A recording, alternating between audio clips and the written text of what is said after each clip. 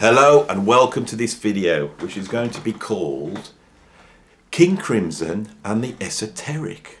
Right, so I'm going to try and do something different with this video. I haven't done this before. I'm going to pick a band I absolutely love, which is King Crimson, and I haven't discussed them on this channel before, right? But there is an interview with me over the Fierce and the Dead YouTube where I discuss King Crimson with Matt Stevens in depth, and that might be a good one to go over and have a look at before you watch this one, if you really want to see me go through the albums and rank them. But I'm not going to be ranking the albums. I'm going to be talking about the esoteric aspects of King Crimson and the wider sort of idea of the esoteric in rock music. So what do we mean by the esoteric? So the esoteric is this idea that there's when it comes to knowledge, you have exoteric knowledge, and that's knowledge that everyone has access to. And then you have esoteric knowledge, which is knowledge that only certain people can get access to because it's difficult to access that knowledge. Right, so say if you were a computer programmer, when you've really studied computer programming forever and ever, you probably start to get knowledge which the man in the street can't access. They just wouldn't understand it, right? But esoteric knowledge usually gets applied to sort of metaphysical or mystical aspects, right? So I think the guy that brings mysticism into music is John Coltrane with A Love Supreme. A Love Supreme is highly influential on a bunch of musicians that are growing up in the 1960s, including, I imagine, many of the musicians who formed King Crimson, including Robert Fripp. They become aware of that idea, and the whole hippie thing. Musicians are really searching for the answers. Now, in music, there's two bands that, for me, they sort of stand alone. I was originally a heavy metaler, so I grew up listening to lots of heavy, like Black Sabbath and Led Zeppelin, and I wanted to hear heavy music. And the thing that got me out of listening to heavy metal was two bands. One was the Mahavishnu and one was King Crimson. And to my ears, they were even heavier, and they were heavier because they were darker. Now, the Mahavishnu and King Crimson occupy two positions in my mind, but they're in opposition.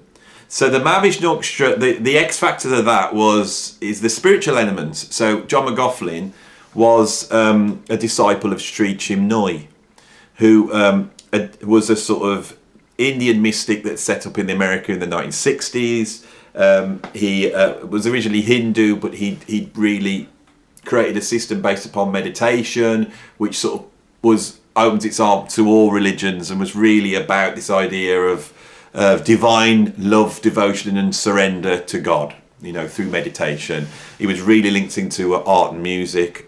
Carlos Santana became a disciple. John McLaughlin did. Clarence Clemens from Bruce Springsteen's band did as well, just for a little bit of a bit strange fact for you, So and that element inside the Mahavishnu, I think, is the X factor. I think that bit in there, which became apparent in the marketing, is a lot of people went to see the Mahavishnu to have their mind blown and to feel in touch with some sort of spirituality or mysticism, which I think was John McLaughlin's intention, right? But what's interesting is King Crimson's the same. Robert Fripp was interested in this stuff as well. And in 1974, he actually disbands King Crimson to go and join J.G. Bennett's what would you just call it? School, commune, cult. How would you describe it? He basically stopped the music industry to go and live in, I think it was called a place called Sherborne House, where J.G. Bennett was teaching the sort of teachings of the Georgian mystic Gurdjieff, right? Now, me personally, completely unrelated to King Crimson, when I was a late teenager, I actually got stranded at someone's house because there was a big snowstorm, and I got stranded there for a couple of days. And this is before the internet, so I knew I'd be a bit bored, so I actually put on my wellies and I tramped down into the town, and I bought a book on crime. It was by Colin Wilson, and it was called A Criminal History of Mankind. But in there was a description of this guy Gurdjieff, and it really piqued my interest. This mystic that had lived, born in the, no one's quite sure when he was born, around somewhere between 1866 and 1876, somewhere in that time period, who had sort of sold a myth about himself that he'd gone off searching for secret knowledge, that he discovered the monastery, Salmon Monastery, where Jesus Christ was supposedly trained. Right, he'd been trained there as well, and I'm cutting this right down. He said he was trained there as well, and then he came back to the West to try and teach this to the Western world. And his method he called the fourth way. So he said the way to enlightenment, there'd been three ways normally. The way of the fakir, the way of the yogi, and the way of the monk, right? Those are the three ways, and they all involved cutting yourself off from sort of civilization and life, really. It involved sort of a aesthetic approach, right? Sri Chinmoy had the same idea as Gurdjieff, albeit later, which there was a way to enlightenment that could be used in the West where you wouldn't have to cut yourself off. And Gurdjieff called this the fourth way. You jazz fusion fanatics out there watching this will know that there's actually a fusion band called the Fourth Way that was formed by Mike Nock in the late 60s and was a pioneering fusion band. And that gets its name from Gurdjieff's approach. Gurdjieff's teachings are a lot less touchy-feely than Sri Chinmoy's or many other spiritual teachers. Gurdjieff's approach is all about, he believed that we were asleep, that we were sort of unconscious automatons, right? That we sort of went through life not aware of what was going on around us, and the reason was because our brain is actually split into different parts and we inhabit one, and our personality is not solid because we can be one thing to one person and somebody else just another person to somebody else, you know.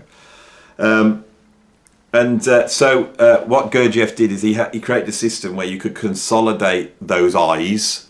You know, I am this, but then I'm also this. You consolidate those I's, and this is done through conscious suffering, right? It's done through you putting yourself in a situation where you wake up.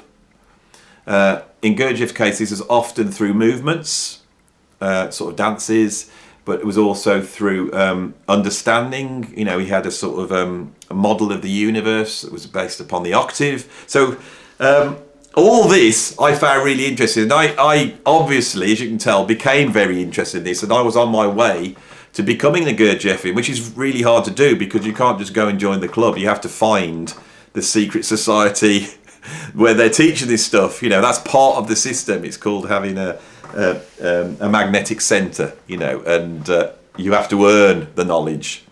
And I went searching it out, and I spent about 10 years. And I was very close at one point to becoming a fully fledged Gurdjieffian. I must say now I am not one at all. That my sort of beliefs are pretty sort of materialistic, enlightenment, liberal, you know, a view of the world, but I actually came to that view through a real extensive study of Gurdjieff, and really through going through that is I ended up questioning stuff so much that I ended up thinking that the sort of scientific approach to truth is the best approach, and the artistic approach to feelings and emotions and metaphysics is the way forward. And so must have Robert Fripp, because Robert Fripp in 1974 went and joined, as I said, J.G. Bennett's school, Gurdjieffian school, if you can call it that, at Sherborne House, and he was in that for a couple of years. But I can see, especially in let's call it the Bill Bruford first incarnation of King Crimson, I can see elements of Gurdjieff's approach in that music. and I'm just going to outline two that I can sort of describe here easily. Firstly, the idea of King Crimson. I think Robert Fripp sees King Crimson as a sort of satanic figure, right? In Gurdjieff, sort of the Gurdjieff's world, he has this figure of Beelzebub. Gurdjieff's sort of Bible, the book that he wrote that really has his sort of theory of the world in, is an immensely, it's back here, it's over there, it's an immensely impenetrable book called Beelzebub's Tales to His Grandson. And Beelzebub in that is not like a Satan. He's actually an alien that's in a spaceship, and he's travelling through space, and he starts to describe to his grandson about Earth and how Earth works. And it really explains how human beings became unconscious. You know, it's all to do with the moon, and the moon, you know, basically sucks our souls up, and all this really, really strange stuff that's in there. And but Beelzebub has an aspect of being wise. He's sort of an agitator. He comes in and causes trouble. You know, if you think of the idea of the devil in the Old Testament, the idea of the snake in the tree of knowledge, right? That snake's an agitator. Where is the snake? It's sat in a tree of knowledge, right? What does the snake represent, as an archetype in human history? Well, it can represent all sorts of things. It's a threat, but it also represents knowledge. It often uses an imagery of infinity, which links to the idea of eternity. The image of the snake biting its own tail. We have the serpent, which is something we have to go out and fight, as in St. George the Dragon and in Harry Potter, that they blind. All these archetypes are very, very strong in history. And I think Beelzebub is like that sort of idea of the devil as being an agitator, and he comes in and changes the situation. Now, if you've studied Gnosticism, and I know that Gurdjieff was, I think, very influenced by Gnosticism. In Gnosticism, the whole system's the other way around. So it's God who's the bad guy. God's trying to control people. He doesn't want them to know anything. He's trying to get them there under control. And the good guy is that snake in the tree of knowledge, which is saying, God hasn't told you everything. You should bite from the tree of knowledge. This is like an esoteric idea. It is esotericism, and exotericism, is symbolized in that. It's secret knowledge. You bite from the apple and you get secret knowledge. That knowledge could destroy you. Something that Gurdjieff said. So I feel that King Crimson is a character. The music that Fripp makes outside of King Crimson has a complete opposite. It could be seen as very ethereal, very, very calm, beautiful. But King Crimson's not like that. King Crimson, I think, is Fripp's metaphor of the agitated secret knowledge. I think the term King Crimson represents esoteric knowledge. Right, that's what I believe. Right, so there's an idea of it. Also, in the Gurdjieff approach, the idea is it's about becoming conscious. So to become conscious, you have to really focus your attention on things. And the way you're going to focus your attention on things is with very complex movements, right? When you look at the League of Crafty Guitarists, that is almost like Gurdjieffianism embodied in guitar teaching, okay? And in that, you're trying to represent very complex mathematical things. So attention could be created by focusing on more than one thing at the same time. So like this. So here I'm trying to talk to you, and I'm trying to play 5 in this hand and 4 in this hand.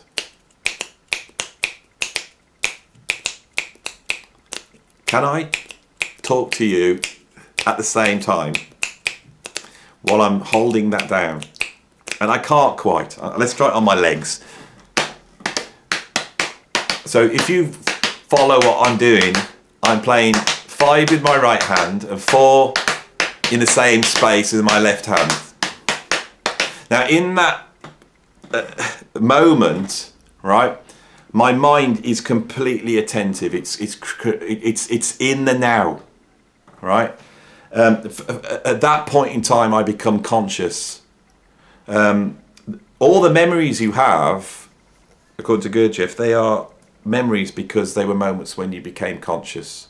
And we have flashes of consciousness. And the more you can make yourself conscious, the more you can consolidate yourself, which Gurdjieff said meant that you could survive death by doing that. Whether I believe all this or not is something else. But I thought what would be interesting in this video would just to be outline some of those ideas that Robert Fripp would have been studying in great depth under J.G. Bennett in that period. I think when he comes back in the early 80s and you listen to the way the guitars interlock, you hear that sort of highly detailed music that would require a great level of attention to be able to. They're like little clocks. When you look at if you go on YouTube and put Gurdjieff movements or Gurdjieff dances, you will see the movements are very complex. You'll see people circling their hands, and when they're circling it, that for every that circle is a quarter of the speed of this circle, and that's how they're creating the attention. So I thought it'd be interesting to discuss that for King Crimson fans. A lot of other musicians there's some Gurdjieff influence in there. In Keith Jarrett, I think, is a very strong Gurdjieffian. He's actually recorded an album of Gurdjieff music, and I think that's been very influential on him. But also Kate Bush, you hear she mentions Gurdjieff in the track "Them Heavy People," I think, and I think there's an influence in there. So it's quite interesting when you start to delve into it that in the music world, Gurdjieff's actually had a profound. There's a lot of musicians that have really been influenced by Gurdjieff, and a lot of musicians I've met know him and aware of him. But in the mainstream world, it's probably a name that you've never come across for many of you. I'm sure some of you will be going, yeah, I know Gurdjieff, it's really interesting. I didn't expect to see a video on the channel, but I thought it'd be interesting just to discuss that for King Crimson fans. And if you want to do some research yourself into Gurdjieff, get deeper into what he's about, and then go back to those King Crimson albums and start to spot more little references to that. The album to go for is actually not it's not a King Crimson album, and I'm stuttering because I forgot the name of the album. But in 1978, Robert Fripp made a solo album, which I can't remember the name of. It's got a picture of him with a television. Shall we just let's refer to this here. This is what happens when you get old, right? And you aren't conscious anymore of what's going on, you know. So but on this album, which I will have the name of for you in a minute, there is actually J.G. Bennett's speech that he made at one of the meetings has been condensed down into it's been sped up, and it's actually condensed. You can actually take the album and slow it down, and it opens out into the speech, which I think is another example of the esoteric, these hidden things. And the album was made in 1979, and it was called Exposure. That album is absolutely dripping with Gurdjieffian references. It's well worth checking out and having a listen to. So anyway, that's the video. As I said, this is a different approach for me. I'm really just going off on a limb and just chatting about some mad stuff. You know, I haven't planned it, as you can probably tell. You know, I would have had my facts ready. I didn't expect to speak about a non-King Crimson album. But yeah, Exposure is like the King Crimson album that's not by King Crimson. It's to me is in the catalogue, and it's the bridge between the 70s Crimson and the rest of the 80s Crimson. Yeah, I hope you've enjoyed this sort of rambling approach. I think it's the way to go. I have just filmed a video on Yes, and I switched off and I thought, shall I just talk about King Crimson and Gurdjieff and see where it goes? And that's what I decided to do. So that's what we've got. And if you like this, say you like it. If not, I won't do it anymore. So that's what it's all about. You know, this YouTube really runs on the comments and what people say they like. So if you like this mad stuff, ask for more of it, and we'll get even deeper into the esoteric underbelly of contemporary jazz fusion and prog. That will be exciting, wouldn't it? Okay, thanks for listening, and I'll see you soon. Bye.